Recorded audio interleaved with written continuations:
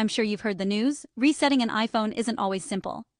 Lost your Apple ID password? Don't worry. Let's break down how you can factory reset your iPhone safely. First, a quick heads-up: factory resetting deletes everything on your iPhone. And after the reset, you'll still need your Apple ID and password to unlock the phone because of activation lock, a safety feature to protect your device. If you forgot your password, try Apple's official recovery at iforgot.apple.com first. Ready? Here's what to do.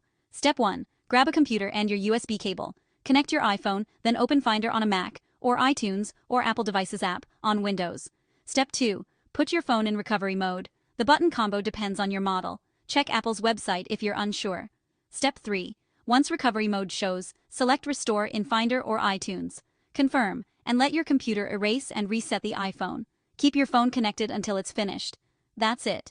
You're ready to set up your iPhone as new. Remember, for full access you'll still need your Apple ID after the